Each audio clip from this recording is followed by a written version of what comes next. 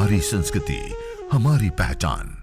यज्ञ, योग, आयुर्वेद सदा रहे हमारे साथ। भारत के प्राचीन ग्रंथों एवं आधुनिक विज्ञान का दिव्य संगम, यज्ञ महिमा।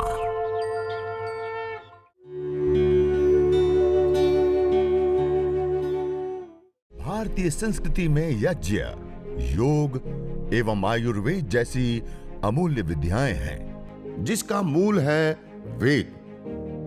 इतिहास की ओर दृष्टि डालें तो भगवान राम, भगवान कृष्ण से लेकर राजा महाराजाओं, ग्रामवासियों व अरण्यवासी ऋषियों की कुटियों तक नित्य व नैमित्तिक यज्ञों का प्रचलन देखने को मिलता है। हमारे पास सामग्री जड़ी बूटियां है, उसको देख सकते हैं, वजन कर सकते हैं, उसके साथ व्यवहार कर सकते हैं, लेकिन एक बार अग्नि के अंदर आहूत कर दिया तो वो क्या हो जाता है? पूरी तरह से अब हमारे काम का सामान्य रूप से ऐसा लगता है ना, लेकिन ये वास्तविकता नहीं है। वास्तविकता ये है कि जो भी पदार्थ अग्नि के अंदर जलता है और रूपांतरित होता है, क्या होता है? अपने फॉर्म को बदल देता है। जैसे आपके पास एक कटोरी के अंदर, पात्र के अंदर पानी है, उसको आप 100 डिग्री पर गर्म कर देंगे तो पानी की क्या हालत होगी? क्या हो जाएगा? वो पानी वाष्प बन जाएगा ना। नाश का अर्थ होता है नाश कारण लय, नस अदर्शन, अपने स्वरूप में, अपने कारण में लय हो जाना। नाश का अर्थ सर्वथा अभाव होना नहीं होता है। जब वो रूपांतरित होता है तो 3 रूपों में रूपांतरित होकर के हमारे सामने आता है। कितने रूपों में? पार्टिकल के रूप में, गैस के रूप में और एनर्जी, ऊर्जा। इन 3 रूपों में वो रूपांतरित हो जाता है। पहले घी द्रव रूप में था, अब हमने उसकी आहुति दे दी तो क्या हो गया? एनर्जी के रूप में, पार्टिकल्स के रूप में और गैस के रूप में वो रूपांतरित हो गया। जब ये रूपांतरित होता है तो कई गुना बढ़ भी जाता है और कई सारे उसके विशेष लाभ प्राप्त होते हैं। जैसे वो गैस फॉर्म में बदलता है, हम गाय के घी की आहुति देते हैं ना, गाय का घी अग्नि के अंदर आहुति देने पर वह 1864 गुना बढ़ जाता है। कितना गुना? इतनी बड़ी संख्या हो गई, कितना गुना हो गया। और उतना ही नहीं, उसके साथ साथ उसके अंदर सैचुरेटेड फैटी एसिड होता है, उसके जलने पर कीटोन्स बनते हैं और कीटोन्स के टूटने पर कार्बन की अपेक्षा 6 गुना ज्यादा ऑक्सीजन रिलीज होती है। मानी ऑक्सीजन को भी बढ़ाने का काम करता है। आप देखिए, हम बहुत सारे लोग रूम स्प्रे का प्रयोग करते हैं ना, छोटा सा हमारा पास कमरा हो, छोटा सा, और एक 300 350 ml की बोतल हो तो लगभग साल भर चल जाती है, छोटे से एक कमरे के लिए। मानी 300 350 ml गैस ने कितने कमरे सुगंधित कर दिए? 300 350 कमरे सुगंधित कर दिए। अब आप विचार कीजिए, आप 1 ग्राम गाय के घी की आहुति देते हैं, वो जब रूपांतरित होता है तो 1864 गुना बढ़ता है। मानी 1 ग्राम घी जलाने से 1 लीटर 864 ml गैस प्राप्त हुई। कितनी? इतनी बड़ी मात्रा। अब आप विचार कीजिए, 300 350 ml से 300 350 कमरे हम सुगंधित कर सकते हैं, तो 1 ग्राम मात्र घी की आप आहुति देते हैं तो उससे 1 लीटर 864 ml गैस प्राप्त हुई, तो उससे कितने कमरे सुगंधित होंगे? कितने होंगे? बहुत ज्यादा होंगे ना। और ये तो 1 ग्राम मात्र गाय के घी का हिसाब है। आप हवन करते हैं तो 10 ग्राम, 20 ग्राम, 50 ग्राम गाय के घी की आहुति देते हैं, उसमें भी साथ में जड़ी बूटियां, उसकी भी हम आहुतियां देते हैं, तो कितना हो जाता है? अथाह हो जाता है ना, बहुत ज्यादा हो जाता है। तो ये द्रव्यों की यज्ञाग्नि में आहुतियां देकर के उसको रूपांतरित करके अनेक प्रकार के लाभ उठाने की देवीय विद्या है यज्ञ। देखिए, वो जो धूम्र होता है ना, जैसे मैंने एक तो कहा गाय का घी जलने पर ऑक्सीजन मिलता है, उसके साथ साथ जब हम विशेष जड़ी बूटियों की भी हम उसमें आहुतियां देते हैं, तो जब जड़ी बूटियों की भी हम आहुतियां देते हैं, साथ साथ में गाय का घी भी साथ में प्रदीप्त होता है, तो जब हम बीमार हो जाते हैं ना, रोगी हो जाते हैं, डॉक्टर के पास जाते हैं, तो डॉक्टर के पास जाने पर क्या करता है, वो रोग को डिफाइन करने के बाद जो रोग विशेष होता है उसको ट्रीट करने वाले, उसको ठीक करने वाले जो कंपोनेंट्स, मॉलिक्यूल्स जिस तत्व के अंदर हैं, जिस टेबलेट के अंदर हैं, उन दवाइयों को हमें लेने के लिए कहते हैं। और वो जो टेबलेट है उसके अंदर जो कंपोनेंट्स, जो मॉलिक्यूल्स उसके अंदर होते हैं, वो मल्टीपल परमिसिबल लिमिट के अंदर एक साथ गैस फॉर्म में इस यज्ञ के धूम्र के अंदर आते हैं। उसके अंदर एंटी माइक्रोबाइल एक्टिविटी देने वाले, एंटी फंगल एक्टिविटी देने वाले और एंटी ब्यूटाजेनिक, हमारे जीन्स के अंदर जो बदलाव आते हैं उनको भी रोकने वाले, एंटी कैंसरस, एंटी एफ्लेमेटरी, सूजन, दर्द आदि को दूर करने के लिए जो हम दवाइयां खाते हैं उसके अंदर जो कंपोनेंट्स होते हैं वो इस यज्ञ के धूम्र के अंदर एक साथ में प्राप्त होते हैं। और उस वायु के अंदर जब हम रहते हैं, उस वायु में जब हम श्वसन करते हैं तो वो कंपोनेंट्स, मॉलिक्यूल्स श्वसन के माध्यम से लंग्स तक, लंग्स के माध्यम से ब्लड तक, ब्लड के माध्यम से हमारे पूरे शरीर में पहुंचते हैं और दुस्साध्य असाध्य कोटि के रोगों को भी ठीक करते हैं। देखिए हम दवाई लेते हैं ना, तो दवाई लेने का एक माध्यम होता है, हम खा करके लेते हैं, वो कितनी पची, कितना हमारे शरीर में लगी, एक प्रोसेस है पूरा, उसके बाद हमारे शरीर के अंदर लगती है। लेकिन आप देखिए हम जिस जीवन को जीते उसके एनर्जी, ऊर्जा चाहिए ना, शक्ति चाहिए। वो एनर्जी, वो ऊर्जा, वो शक्ति को प्राप्त करने के लिए हम क्या करते हैं, क्या करते हैं, आहार लेते हैं। क्या करते हैं, आहार कितने रूपों में लेते हैं हम, कितने रूपों में लेते हैं, 3 रूपों में लेते हैं। गैस रूप में, ठोस, द्रव और गैस, ये 3 ही रूपों में धरती पर पदार्थ पाए जाते हैं और इन तीनों रूपों में हम आहार लेते हैं। ठोस रूप में रोटी, दाल, चावल आदि लेते हैं, द्रव रूप में पानी, दूध, जूस आदि हम लेते हैं और गैस रूप में वायु लेते हैं। ये 3 रूपों में हम निरंतर आहार लेते हैं। अब ये जो 3 रूपों में हम आहार लेते हैं जिससे हम एनर्जी, ऊर्जा, शक्ति को प्राप्त करते हैं और जीवन हमारा पूरा चलता है। अब ये जो 3 रूपों में हम आहार लेते हैं उसमें सबसे ज्यादा आहार हम कौन सा लेते हैं, हम भोजन 24 घंटे में कितनी बार लेते हैं, 2 बार, 3 बार। पानी, दूध, जूस आदि द्रव रूप आहार 10 बार, 15 बार, ठंडी है तो थोड़ा कम, गर्मी है तो थोड़ा ज्यादा। लेकिन गैस रूप आहार वायु, गैस रूप आहार वायु 24 घंटे खाते, पीते, उठते, बैठते, चलते फिरते, यहां तक कि रात को हम सो जाते हैं तब भी हर 1 सेकेंड वायु रूप आहार को हम ले रहे होते हैं। यानी सबसे ज्यादा कोई हमारा आहार होता है तो वायु रूप होता है। सबसे ज्यादा नहीं, सबसे ज्यादा के साथ साथ सबसे इंपॉर्टेंट, महत्वपूर्ण भी हमारा कोई आहार होता है तो वो भी वायु रूप आहार होता है। हम रोटी, दाल, चावल आदि ठोस रूप आहार छोड़ दे लेना तब भी हम 2 से 3 महीना जीवित रह सकते हैं। हम पानी, दूध, जूस आदि द्रव रूप आहार छोड़ दे तब भी हम 2 से 3 सप्ताह जीवित रह सकते हैं। लेकिन वायु को छोड़ दे तो 5 मिनट एक बार रह करके दिखाइए, 1 से 2 मिनट, 1 से 2 मिनट भी हम नहीं रह सकते उसके बिना। पानी सबसे ज्यादा होने के साथ सबसे इंपॉर्टेंट, महत्वपूर्ण, जिसके बिना हमारा 2 मिनट भी जीवन संभव नहीं है, वो हमारा कोई आहार है तो क्या है, वायु रूप आहार, जिसको हम 24 घंटे ले रहे हैं। अब जब हम हवन करते हैं तो उसके अंदर जो अलग अलग जड़ी बूटियां और गाय का घी आदि डालते हैं, उससे जो गैस पार्टिकल आदि बना वो सीधा इस वायु को प्रभावित करते, इस वायु के अंदर मिल जाते हैं और हर 1 सेकंड हम उस वायु में सांस लेते हैं तो वो जो मेडिसिनल कंपोनेंट्स होते हैं वो हर समय हमारे भीतर जाते हैं।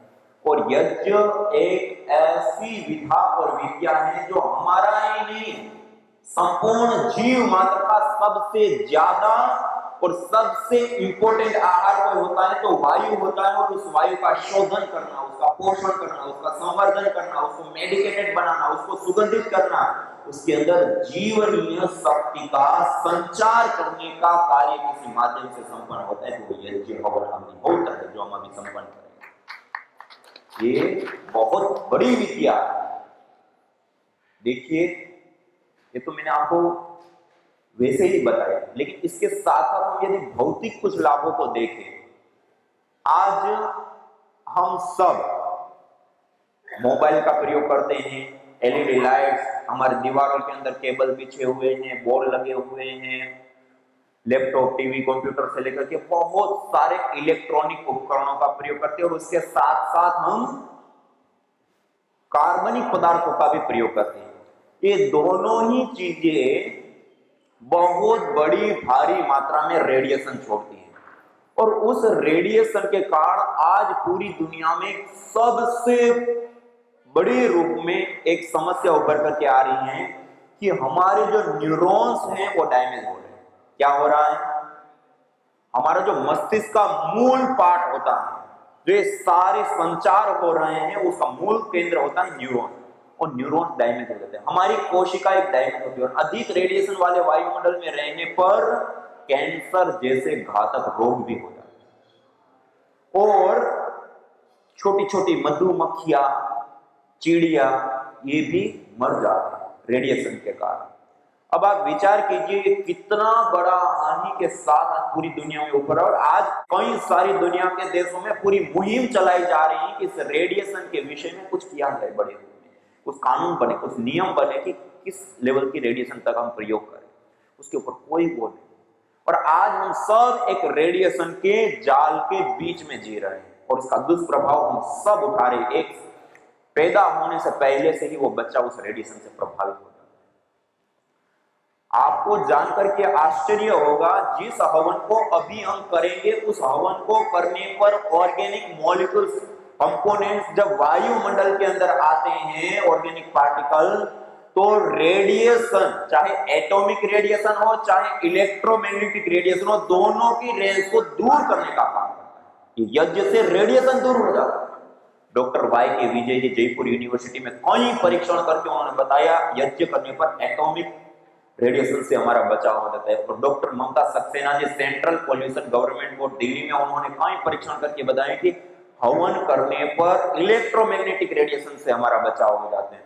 और एक विदेशी रिसर्च सामने आई थी कि जो एटॉमिक रेडिएशन से प्रभावित अन्न थे, चावल थे, उसको पानी के अंदर कुछ भस्म मिला करके उसके अंदर वो चावल डाल दिए, और कुछ घंटों के बाद उसको सुखाए और लेबोरेटरी टेस्ट किए, तो एटॉमिक रेडिएशन का प्रभाव उस चावल से भी दूर हो गया।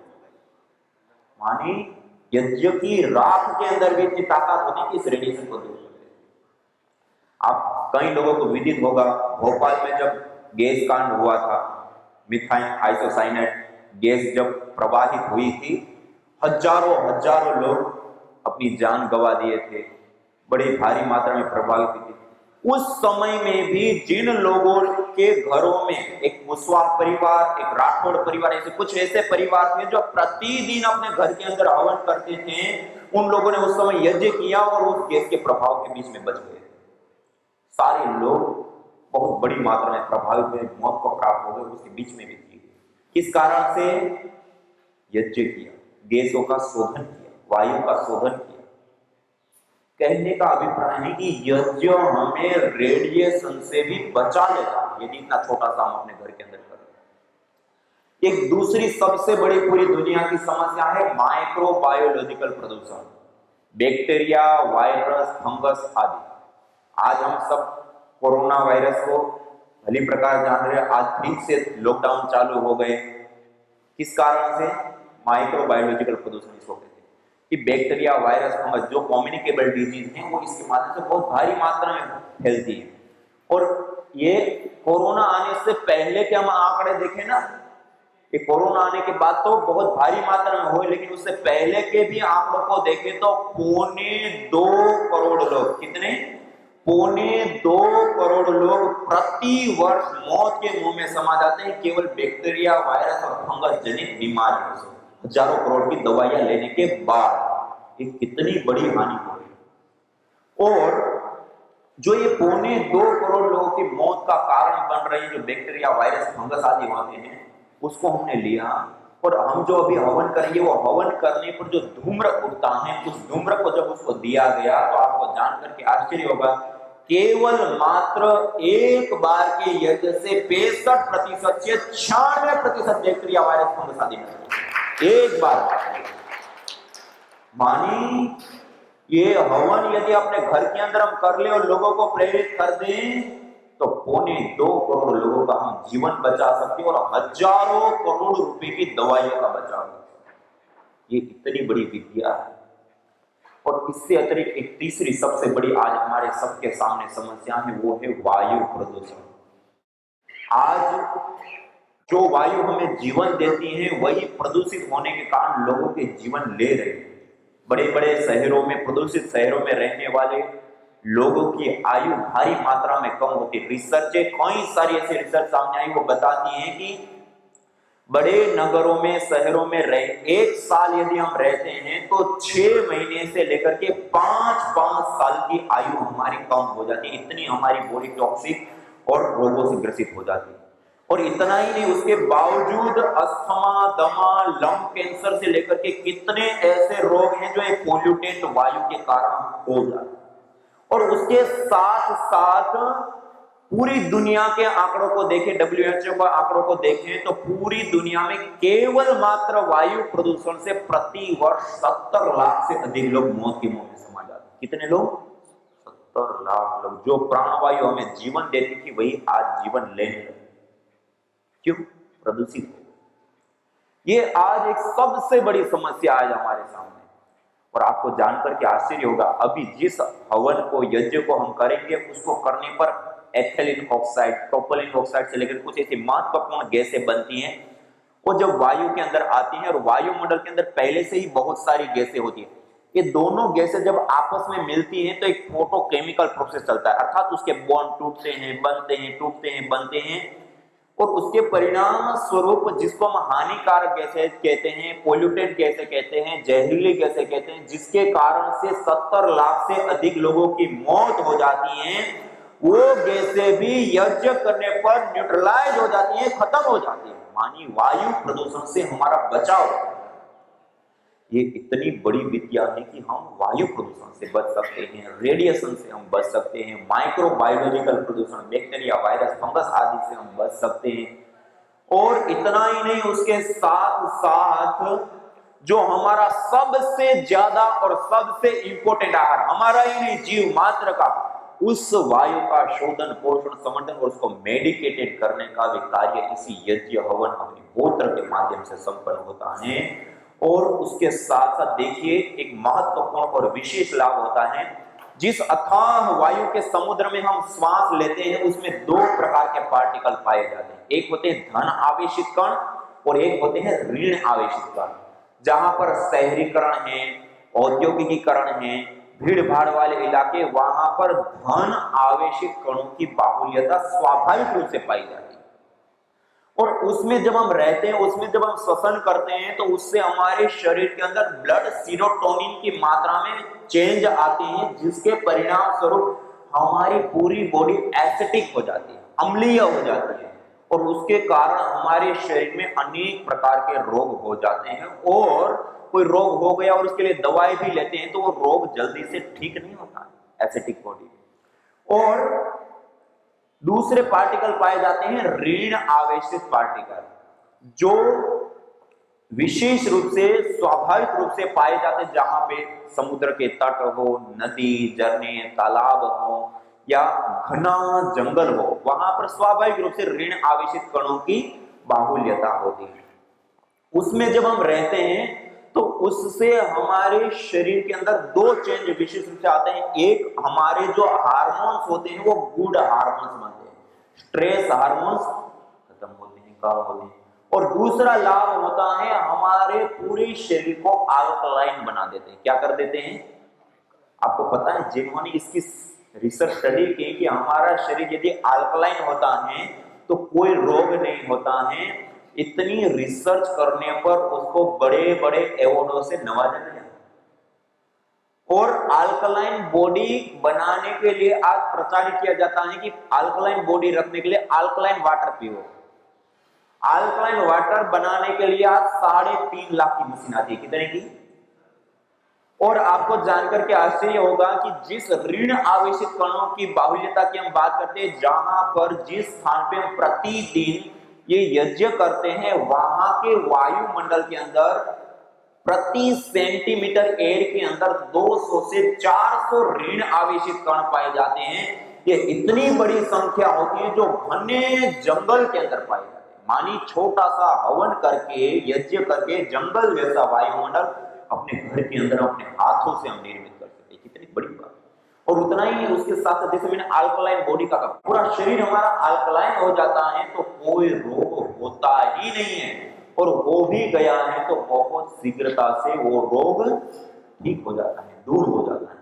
और उसके साथ देखिए अल्कलाइन की बात आई तो मैं एक और बात बता रहा हूं, जो 3.5 लाख रुपए की मशीन लेकर के हम जिस पानी को अल्कलाइन बनाते हैं, हम जो हवन करते हैं उसमें गाय के गोबर की स्टिक, उपले आदि प्रयोग करते हैं, और उसकी जो राख होती है उसको छान करके थोड़ा खरल करके एक गिलास में 1 या 2 चुटकी डाल करके हम उस पानी को जब टेस्ट करते हैं तो वो पानी जो 3.5 लाख रुपए की मशीन अल्कलाइन करके देती है, उतना ही अल्कलाइन पानी 2 चुटकी भस्म डालने पर हो जाता है। ये भस्म में इतनी बड़ी ताकत आती है। और इतना ही नहीं, उसके साथ साथ उसके अंदर कैल्शियम होता है, आयरन होता है, मैग्नीशियम होता है, जिंक होते हैं, पोटेशियम होता है। जो खनिज तत्व हमें शरीर के अंदर चाहिए वो भी उस यज्ञ की भस्म के अंदर होते हैं। इतना बड़ा विशेष विज्ञान, लेकिन आज हम भूल चुके, आज हम उसको छोड़ चुके। तो ये हम जो अभी हवन करेंगे उसके मल्टीपल लाभ होते हैं, मल्टीपल, कई सारे लाभ। अभी तक मैंने कितने लाभ बताए, आप में से बताएंगे? कितने लाभ बताए? एक लाभ बताइए। पहला लाभ क्या बताया था?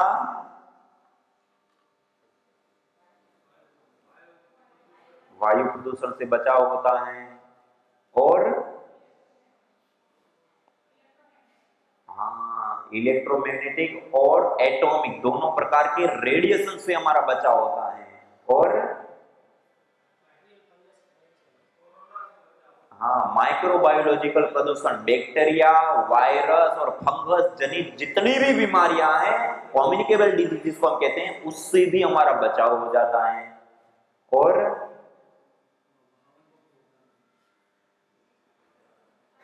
बहुत सारे लाभ बताए ना, उतने लाभ तो याद भी नहीं रहे, बहुत ज्यादा लाभ है इसके। हम स्ट्रेस हार्मोन्स हमारे और गुड हार्मोन्स बढ़ जाते हैं। जो तुम चाहते हो रोगों से छुटकारा, तो लो नियमित यज्ञ का सहारा। यज्ञ की यह शुद्ध हवा सब रोगों की है दवा। आयुर्वेद ग्रंथों में यज्ञ को देवीय चिकित्सा कहा है, और कहा आयुर्वेदेषु यत् प्रोक्तम यस्य रोगस्य भेषजम तस्य रोगस्य शांत्यर्थम तेन तेनेव होमये। अर्थात आयुर्वेद के अंदर जिन रोगों की शांति के लिए जिन जिन औषधीय द्रव्यों का सेवन करने के लिए कहा जाता है, उन्हीं द्रव्यों से हवन करने पर वह रोग हमारे शांत हो जाते हैं, दूर हो जाते हैं, नष्ट हो जाते हैं। अतः आइए हमारे ऋषियों द्वारा प्रदत्त देवीय चिकित्सा यज्ञ को अपनाएं और अपने स्वास्थ्य को समृद्ध बनाएं।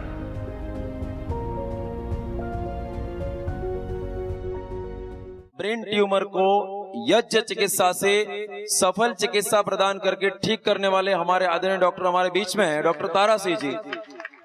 और पेशेंट भी यहाँ पे सामने है, बहन भावना बहन, उनकी चिकित्सा हो चुकी है और 7 साल से वो स्वस्थ है। अन्यथा उनका जीना भी मुश्किल था। 7 साल से नए जीवन को जी रही है, 7 साल से उनको कोई प्रॉब्लम नहीं है, ब्रेन ट्यूमर की पेशेंट है। जयेश और भावना बहन बहुत परेशान थे। दवाई दी तो ऐसी लगती थी कि बेचारी बहुत डरी हुई है और ये बहुत सीरियस है, लेकिन जैसे जैसे जैसे हवन में यज्ञ में बैठते गए और रोजाना इनका कॉन्फिडेंस बढ़ता गया, डे बाय डे, जब इनकी नॉर्मल रिपोर्ट आई, भावना बहन बहुत खुश हो गई। उसे उम्मीद भी नहीं थी कि ऐसा रिजल्ट आएगा और आज पर्यंत बिल्कुल स्वस्थ है, अपना घर का काम सब कर रही है और अभी कोई प्रॉब्लम है नहीं किसी तरह की। और ईश्वर की कृपा से, यज्ञ भगवान की कृपा से, दैनिक यज्ञ इसको भरोसा था और उससे इतना प्रभाव पड़ा कि वो बिल्कुल कार्सिनोमा सेल बिल्कुल खत्म हो गया। जबकि आपने सुना होगा का ऑपरेशन करने के बाद कार्सिनोमा सेल बिल्कुल जड़ से खत्म नहीं होता, उसको दोबारा से वो एक्टिव हो जाता है और जिंदगी लेके जाता है। लेकिन ये केस ऐसा है कि जो जिसमें कोई भी औषधि नहीं दी, हमने केवल हवन यज्ञ ही किया है।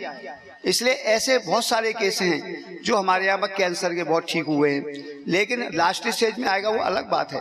लेकिन अगर नॉर्मल है, फर्स्ट स्टेज है, तो यज्ञ से ये पूरा संभव है, पूरा इलाज संभव है। इसलिए आप लोग घर में यज्ञ को अपनाएं और रोगों से मुक्ति पाएं। यज्ञ भारतीय संस्कृति का मूल है। तो आइए हम संकल्प लें, संसार के श्रेष्ठतम कर्म यज्ञ को अपनाएं। पिंड और ब्रह्मांड में संतुलन कायम करने वाले यज्ञ को अपने जीवन का अभिन्न अंग बनाएं एवं प्रकृति मां के प्रति अपने ऋणों को अदा करें। विश्व स्वास्थ्य का एक नारा, यज्ञ से होगा जग उजियारा। भारतीय संस्कृति की अमूल्य विरासत यज्ञ की महिमा को जानने हेतु वैदिक चैनल पर प्रतिदिन प्रातः एवं सायं 11:30 बजे यज्ञ महिमा कार्यक्रम से जुड़े। विशेष जानकारी हेतु संपर्क करें। मोबाइल 9068565306।